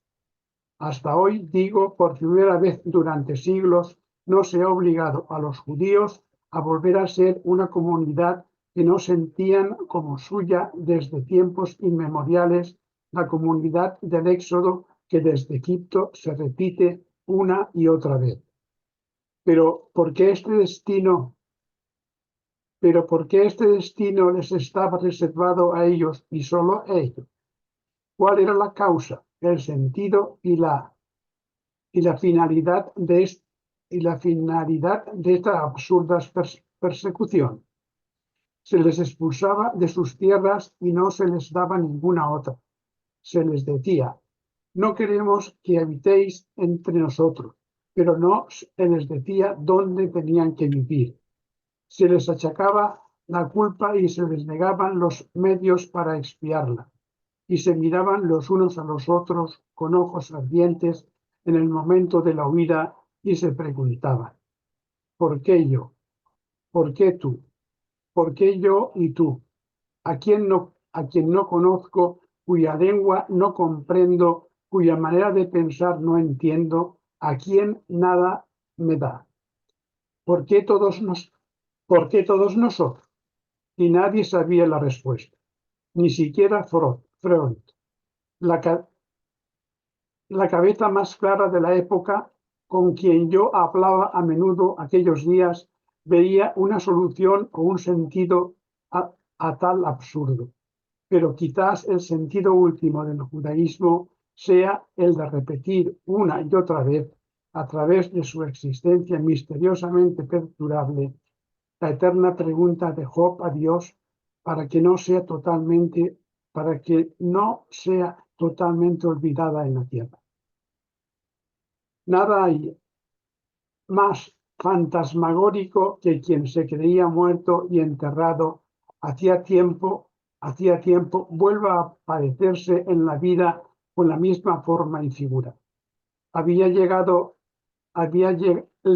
el verano de 1939.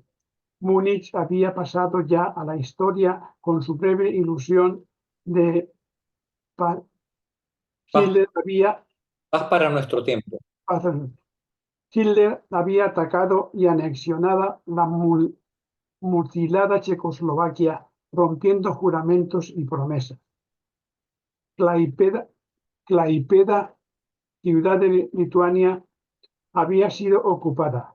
La prensa alemana, artificialmente incautada por el delirio, reclamaba Danzig y el corredor polaco. Inglaterra se despertó con un amargo regusto de su leal credulidad.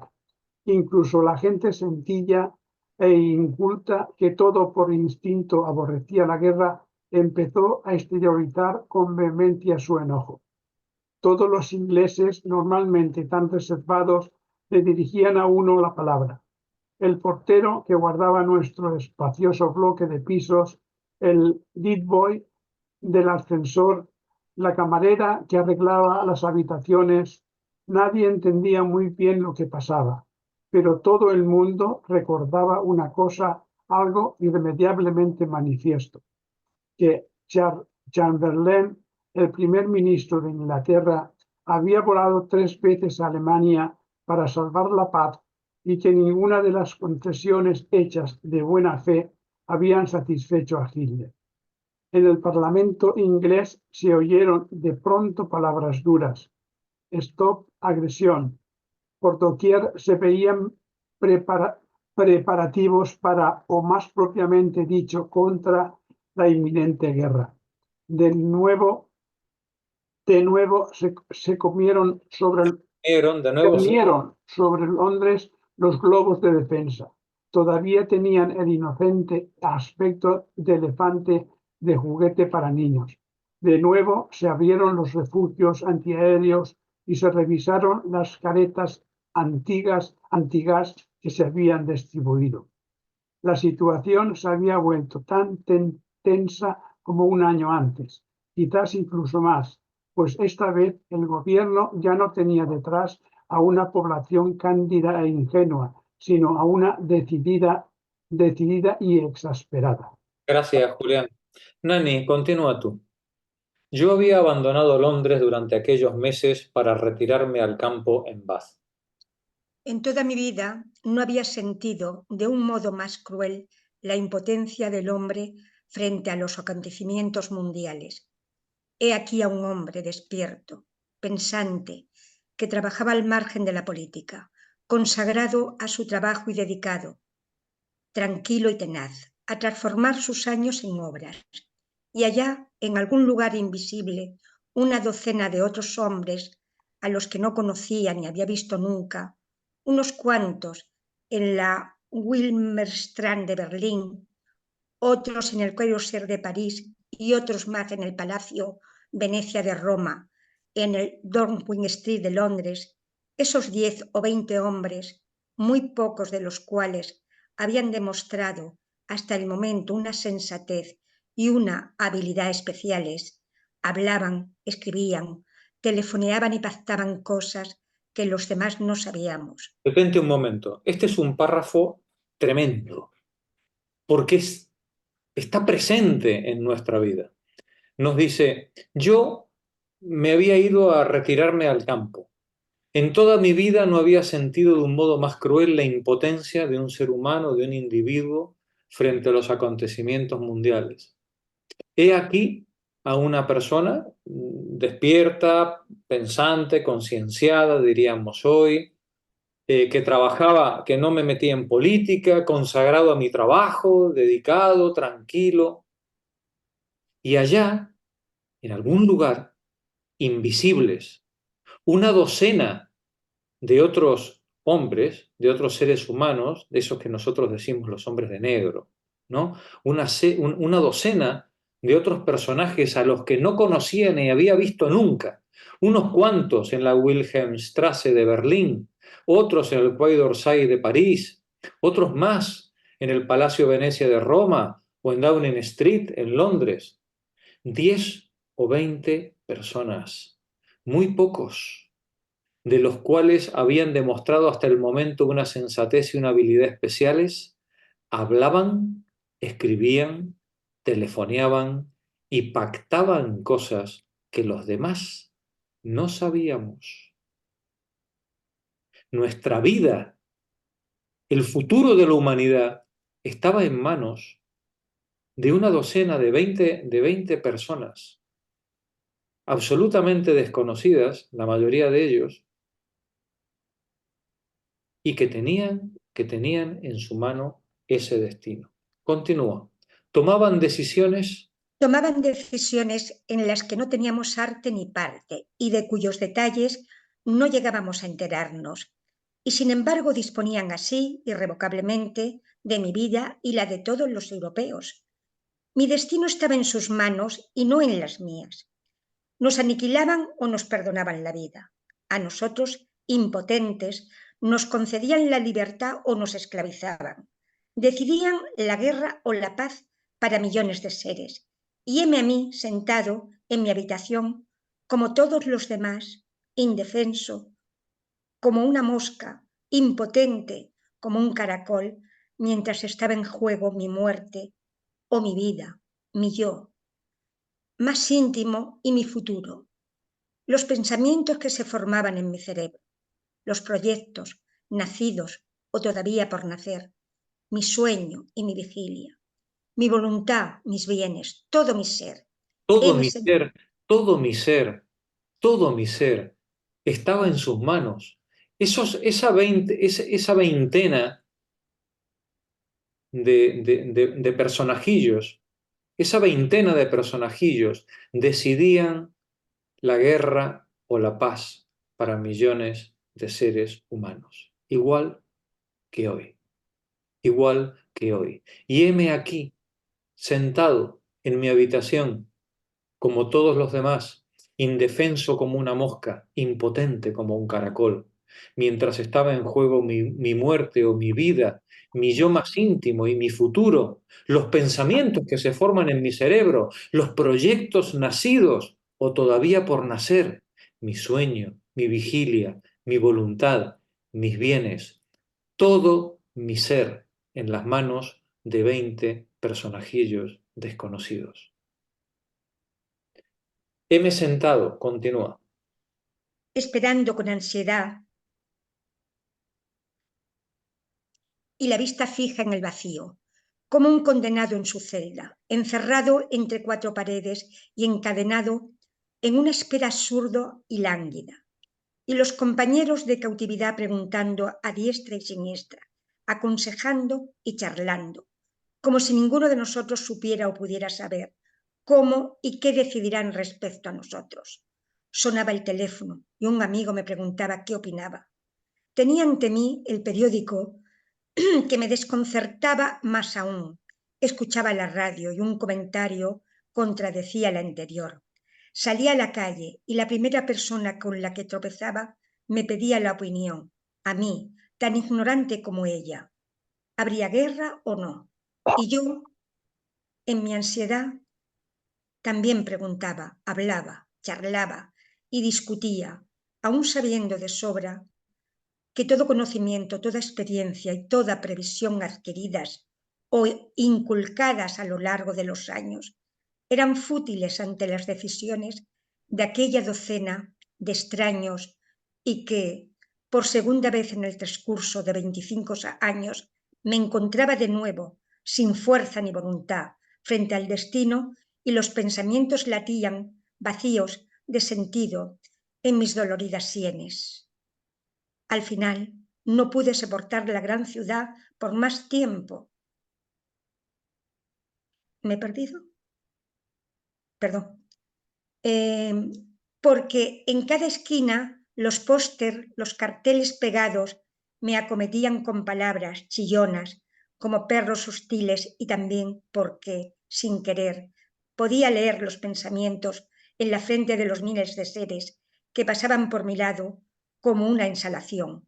Y en realidad todos pensábamos lo mismo, pensábamos únicamente en el sí o en el no, en el negro o el rojo de la jugada decisiva en la que, en mi caso, se apostaba mi vida entera, los últimos años que el destino me reservaba, mis libros no escritos, todo lo que hasta entonces había considerado mi misión y daba sentido a mi vida.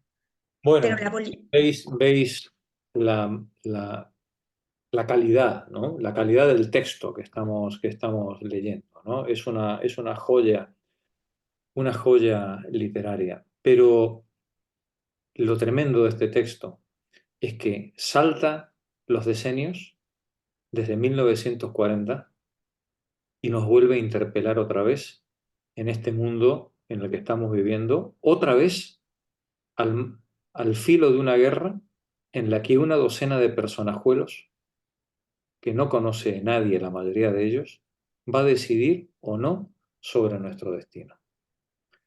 Mari, yo, Jorge, quisiera decir algo, y si es que este texto es tan fuerte y tan... yo tengo la calle Pintor Zariñena que da a la calle Guillén de Castro. Allá hay una pequeña bajo de Ucrania. Normalmente hay 7 u 8 personas haciendo cola, supongo que para papeles, etcétera, etcétera. Esta mañana, sobre la 1, me he tenido que marchar a un evento, bueno, y he ido hacia la calle Guillén de Castro.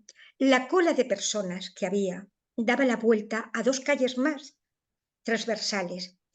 Me he quedado pensando en esto, no con esta profundidad efectivamente, pero en esto, precisamente, bueno, tenemos una guerra, están llegando más gente, y claro, ahora leer este texto, ¿cuándo se escribió? Que no recuerdo. 1940. Por Dios. 1940. Bueno, Y parece que fue ayer. exacto. Y parece que fue ayer. Mari, Pero la bolita, con una lentitud exasperante, daba vueltas indecisas de un lado para otro en la ruleta de la diplomacia. De aquí para allá, de allá para aquí, negro y rojo, rojo y negro, esperanza y desencanto, buenas y malas noticias, y nunca la última, la decisiva. Olvida, me decía a mí mismo, huye, refúgiate en la espesura más íntima de tu ser, en tu trabajo, ahí donde solo eres tú, yo, anhelante, no un ciudadano, no el objeto de este juego infernal. Ahí, el único lugar donde la poca razón que te queda todavía puede acusar con sensatez a un mundo que ha enloquecido. No me falta una misión. Durante años había ido acumulando sin cesar el material preliminar para un gran estudio en 2 volúmenes de la vida y obra de Balzac, pero no había tenido valor suficiente para dar comienzo a una obra tan extenso y proyectada a tan largo plazo. Sin embargo, justo ahora el desánimo me daba ánimos para dedicarme a ella. Me retiré a Bath y precisamente a Bath, a ver que no, así, porque esa ciudad en la que había escrito muchos de los mejores autores de la gloriosa literatura inglesa, Fielding sobre todo, ofrecía a la mirada tranquila, con más fidelidad y fuerza que cualquier otra ciudad inglesa, la apariencia de un siglo diferente, más pacífico, el 18. Aunque qué contraste tan doloroso el de aquel paisaje suave y dotado de plástica belleza frente a la creciente agitación del mundo y de mis pensamientos. Tan provocativamente espléndido fue aquel agosto de 1939 en Inglaterra, como lo había sido en 1914, el mes de julio más hermoso que recuerdo haber pasado en Austria. De nuevo el cielo suave, de un azul sedoso como una divina tienda de paz. De nuevo la benéfica luz del sol sobre los prados y los bosques, además de una indescriptible magnificencia de flores. La misma gran paz sobre la tierra, mientras sus habitantes se preparaban para la guerra. Igual que entonces, la locura humana parecía increíble. A ver, que me estoy... Parecía increíble ante aquel florecimiento exuberante, tranquilo y tenaz, ante aquella inquietud aquella quietud que se respiraba en los valles de Bath y que se deleitaba en sí misma unos bailes que por su misterio me recordaban los del paisaje de Bath en 1914. Y una vez más no quería creerlo. Una vez más me preparaba como entonces para un viaje de verano. Se había fijado el Congreso del Pen Club en Estocolmo para la primera semana de septiembre de 1939 y los compañeros suecos me habían invitado a asistir como huésped de honor, puesto que yo era el anfibio que ya no representaba a ninguna nación. Los amables anfitriones ya habían dispuesto de antemano las comidas del mediodía y de la noche para las semanas venideras. Yo había reservado con antelación un pasaje para el barco, cuando empezaron a llegar en tropel las alarmantes noticias sobre la inminente movilización. Según todas las leyes de la razón, hubiera tenido que empaquetar enseguida todos mis libros y manuscritos y salir de Inglaterra, que era una posible zona de guerra. Yo era extranjero en este país y en caso de guerra me convertía de inmediato en extranjero enemigo, amenazado por padecer todas las restricciones de libertad imaginables. Sí. Pero algo inexplicable se oponía dentro de mí a la huida para ponerme a salvo. En parte, esta obstinación, el deseo de no seguir huyendo toda la vida, pues a pesar de todo el destino me perseguiría allá donde fuera, pero en parte también era cansancio. Acojamos el tiempo tal como él nos quiere, me decía con Shakespeare. Si te quiere, no te resistas por más tiempo. A tú casi 60 años, ya no te robará lo mejor que tienes, tu vida vivida hasta ahora. Así pues me quedé. No obstante, quería poner el máximo posible de orden en mi vida civil y pública.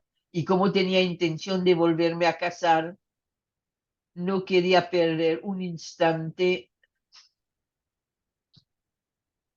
No fuera que el internamiento en un campo de concentración o cualquier otra medida imprevista me separaran de mi futura compañera. De modo que una mañana, era el 1 de septiembre, un día festivo, fui al registro civil de Bath para inscribir mi boda. El funcionario aceptó los papeles y se mostró sumamente amable y solícito. Comprendió perfectamente, como todo el mundo en aquellos tiempos, nuestro deseo de acelerar los trámites en lo posible. La boda quedó fijada para el día siguiente. Cogió la pluma y empezó a escribir nuestros nombres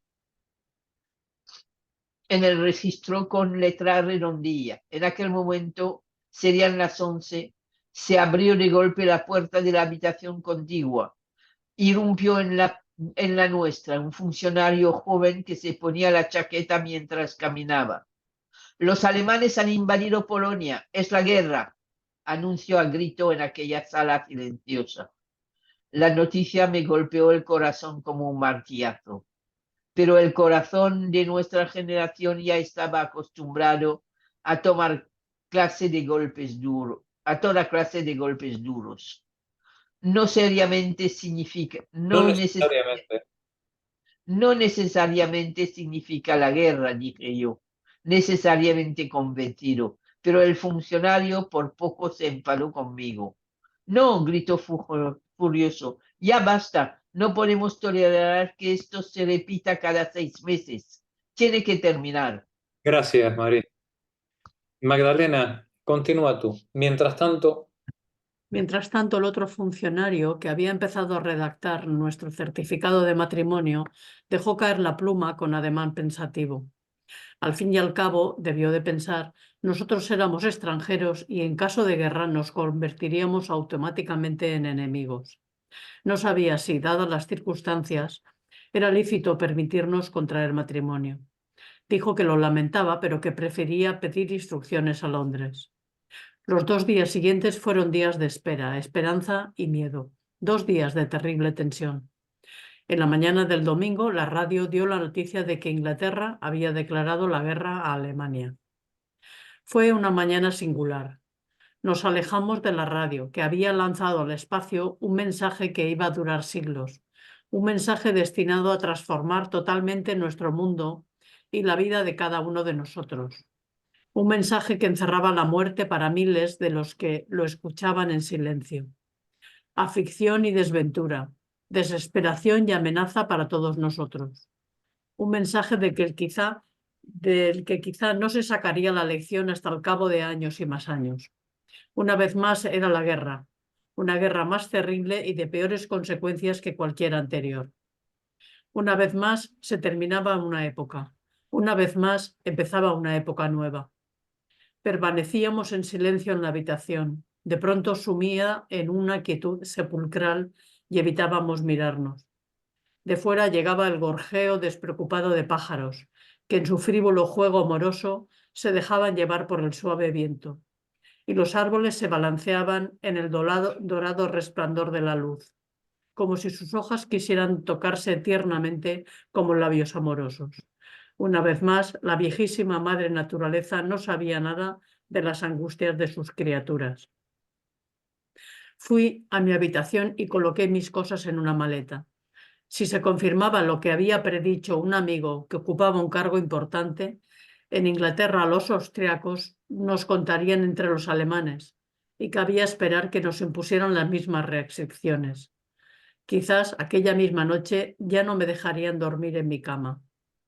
Había bajado un escalón más. Desde hacía una hora ya no era solo un extranjero en aquel país, sino también un extranjero enemigo. Exiliado por la fuerza en un lugar donde no se hallaba su corazón palpitante. ¿Se podía imaginar una situación más absurda para un hombre expulsado hacía tiempo de una Alemania que lo había estigmatizado como antialemán a causa de su raza y de su modo de pensar, que la de encontrarse en otro país donde, por un decreto burocrático, le imponen una comunidad de la cual, como austríaco, nunca he formado parte? De un plumazo, el sentido de toda una vida se había convertido en contrasentido. Yo escribía y pensaba en alemán, pero cada idea que concebía, cada deseo que sentía, pertenecía a los países que se alzaban en armas por la libertad del mundo. Cualquier otro vínculo, todo lo anterior y pasado, se había roto y destruido. Y yo sabía que después de esta guerra todo debería volver a empezar de nuevo, pues la misión más íntima a la que había dedicado toda la fuerza de mi convicción durante 40 años, la Unión Pacífica de Europa, había fracasado. Aquello que yo temía más que a la propia muerte, la guerra que de todos contra todos, se había desencadenado por segunda vez. Y quien había luchado con pasión durante toda su vida por la solidaridad humana y por la unión de los espíritus, se sentía en aquellos momentos que exigían como nunca una comunión absoluta, inútil, y solo como en ninguna otra época anterior a causa de esa brusca segregación. Bajé al centro de la ciudad para echar una última mirada a la paz. Resplandecía serena la luz del mediodía y no me pareció diferente de como solía ser. La gente seguía su camino de costumbre con su paso habitual. No corría, no formaba corros en mitad de la calle. Su comportamiento parecía tranquilo y sereno, propio de los domingos, y por un momento me pregunté, ¿acaso todavía no lo saben? Pero eran ingleses, acostumbrados a reprimir sus sentimientos. No necesitaban banderas ni tambores, ruido ni música para afirmarse en su tenaz determinación desprovista de patetismo. Qué diferente de aquellos días de julio de 1914 en Austria, pero qué diferente era yo ahora de aquel joven de entonces, cuán cargado de recuerdos. Sabía qué significaba la guerra y contemplando los comercios relucientes y repletos de artículos, veía de nuevo en una visión intensísima los de 1918, desvalijados y vacíos y que me miraban con ojos desencajados. Veía como ante las tiendas de comestibles... Veía como alguien que sueña despierto. Me saltó. Veía como alguien que sueña despierto una larga cola de mujeres afligidas ante las tiendas de comestibles, a madres vestidas de luto, a heridos, a inválidos. Todo el tremendo horror de antes volvía como un fantasma a la luz radiante del mediodía. Recordaba a nuestros viejos soldados, exhaustos y andrajosos, que regresaban del campo de batalla. Con el corazón palpitante percibía la guerra pasada en la que ahora empezaba y que todavía ocultaba su horror a las miradas. Y sabía que una vez más todo lo pasado estaba prescrito y todo lo realizado destruido. Europa, nuestra patria, por la que habíamos vivido, sería devastada más allá de nuestras propias vidas. Comenzaba algo diferente, una época nueva, pero cuántos infiernos y purgatorios había que recorrer todavía para llegar a ella. El sol brillaba con plenitud y fuerza. Mientras regresaba a casa, de pronto observé mi sombra ante mí, del mismo modo que veía la sombra de la otra guerra detrás de la actual. Durante todo ese tiempo, aquella sombra ya no se apartó de mí. Se cernía sobre mis pensamientos noche y día. Quizás su oscuro contorno se proyecta también sobre muchas páginas de este libro. Pero toda sombra es, al fin y al cabo, hija de la luz. Y solo quien ha conocido la claridad y las tinieblas, la guerra y la paz, el ascenso y la caída, solo éste ha vivido de verdad. Tremendo, dirías. Brutal. Bueno, espero que os guste este regalo que nos ha dejado Stefan Zweig y que nos sirva para pensar nuestro presente. En un momento en el que parece que unos cuantos enloquecidos y enloquecidas Nos están están, volviendo a lo mismo. sí. Y otra vez a barrer todo lo existente para empezar de nuevo.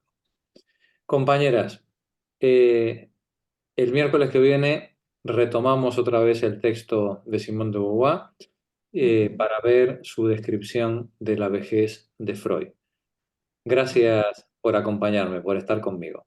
Os quiero. Buenas noches. Hasta el miércoles que viene. Gracias a vosotros. Buenas noches. Buenas noches, hasta luego.